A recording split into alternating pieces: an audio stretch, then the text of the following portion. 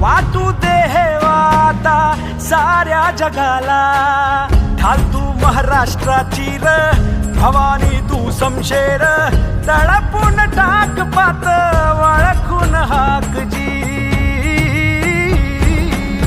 मोठी लढाई र लढू मातीसाठी र गड्या, मनगटाच जोर लावून दाटला जरी अंधार एकजूट हो आज, दिवा देऊ तेज धावर.